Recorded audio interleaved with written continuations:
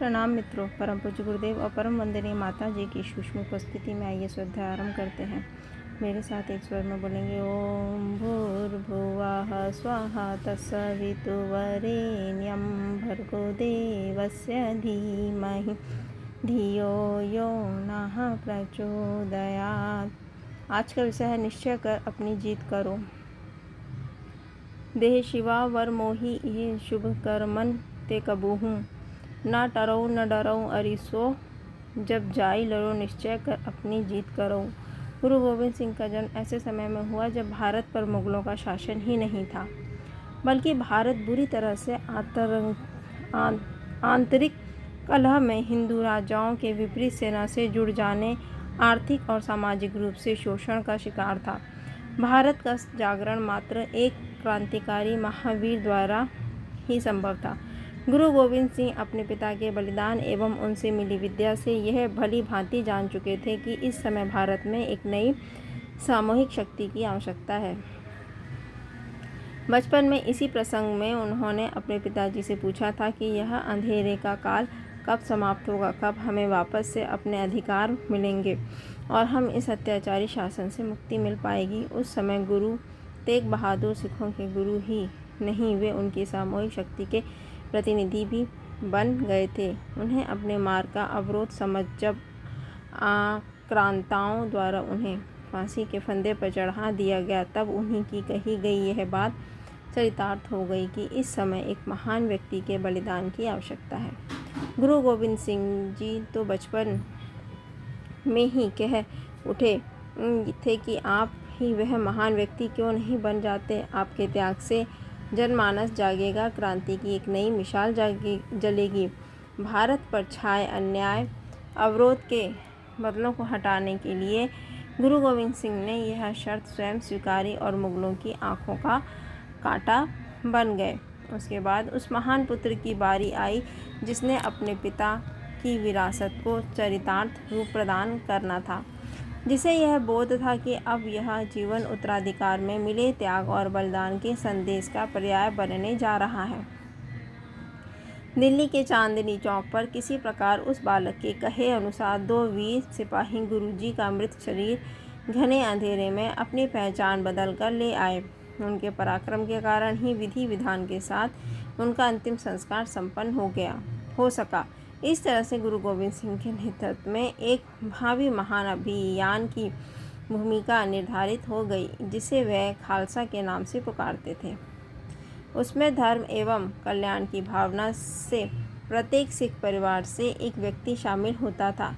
वह सेना संख्या में छोटी होते हुए भी गुरु गोविंद के हिमालय के संकल्प के कारण इतनी मजबूत हो गई कि आने वाले वर्षों में इन्हीं आम लोगों के सहारे उन्होंने भीषण युद्ध लड़े एवं उनमें जीत भी प्राप्त की।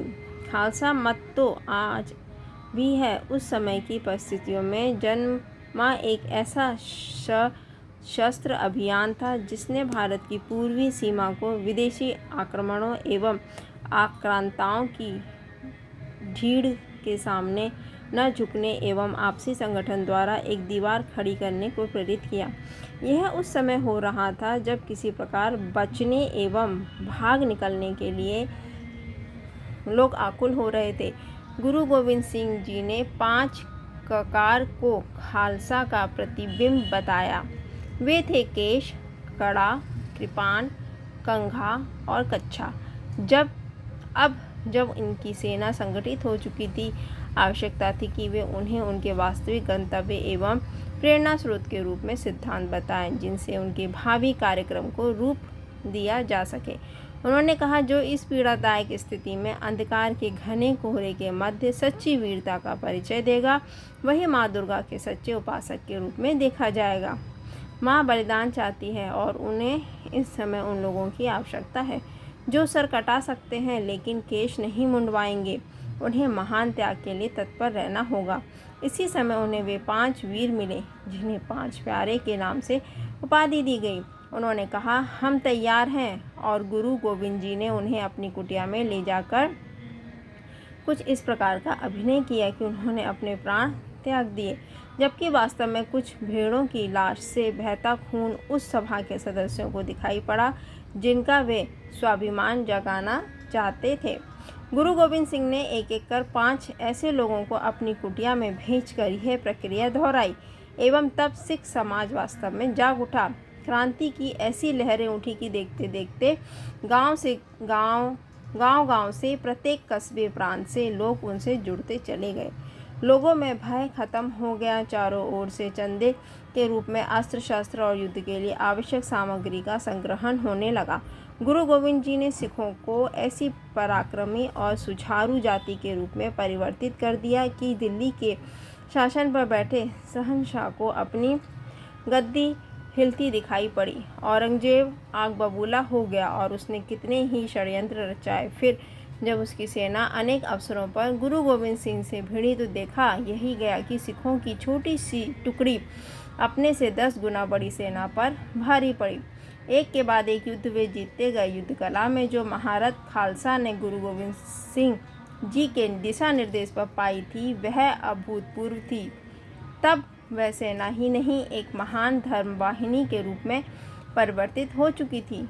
खालसा ने मुगलों के छक्के छुड़ा दिए और एक के बाद एक युद्ध और उनके परिणाम वही होते गए जो गुरु गोविंद सिंह जी चाहते थे।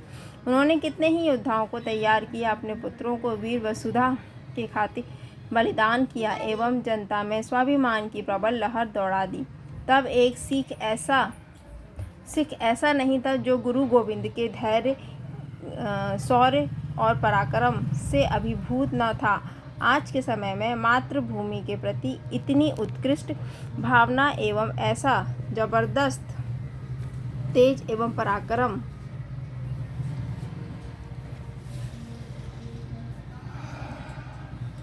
विरलों में ही पाया जाता है। गुरु गोविंद सिंह जी कोई पेशेवर लड़ाकू नहीं थे। वे एक संत थे जिन्होंने जीवन भर समाज की कुरीतियों एवं अंध परंपराओं के प्रति संघर्ष छेड़ा था। उन्होंने दुखी जन को हृदय में उस ईश्वर की दिव्य भावना को न स्वीकार करके बल्कि उसने अपने आचरण को सबल बनाकर पुरुषार्थ एवं धर्म के मार्ग पर आगे बढ़ने का आह्वान किया। वे चाहते तो अन्य देशवासियों की तरह पीछे मुड़ सकते थे, अपने परिवार और इलाके तक ही सीमाबद्ध हो मोर्चा संभाल सकते थे जैसा कि अनेकों राजाओं ने किया, पर वे गुरु थे। समाज की पद दलित स्थिति और उस पर आक्रमणकारियों का क्रूर शासन उन्हें बिल्कुल भी बर्दाश्त न था। यह गुरु गोविंद जी की तलवार ही नहीं उनके धर्मपरायण जीवन का असर था कि देखते ही देखते जनता में अपने नायक के प्रति अपूर्व प्रेम एवं श्रद्धा का भाव उमड़ पड़ा। जिन्होंने भी त्याग, तितिक्षा एवं तप के बल पर जीवन को महान एवं ओजस्वी बनाया है उन्हें जन समर्थन तो मिलता ही है, साथ ही वे उत्कृष्ट भावनाओं द्वारा अपने समाज और जाति के प्रति अपने दायित्वों को भी निभाते हैं। गुरु गोविंद सिंह जी का उदाहरण उसी महान त्याग एवं पुरुषार्थ की भावना से लिया जाता है जिन्हें उन्हें भारत की भूमि पर विराजित अनेकों सत्पुरुषों एवं पुण्यात्माओं में एक विशिष्ट स्थान पर स्थापित किया। उनके जैसी थाती देश विदेश में कम ही सुनने को मिलती है।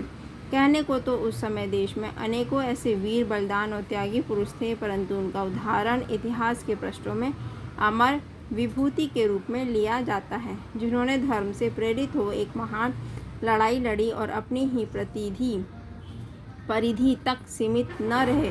गुरु गोविंद सिंह जब देशव्यापी अभियान पर निकल पड़े थे तब उन्होंने कितनों को ही अपने उदाहरण से प्रेरित किया, लोगों को जगाया कि आप सुरक्षित नहीं हो, मुगलों की सेना कभी भी यहाँ पर आक्रमण कर सकती है, हमें सतर्क एवं सचेत रहना चाहिए। भले ही अंत में वह अपने ही सेवक द्वारा, जिसे उन्होंने एक मुगल सरदार के बेटे के रूप में अपने यहाँ रखा था, हताहत हुए।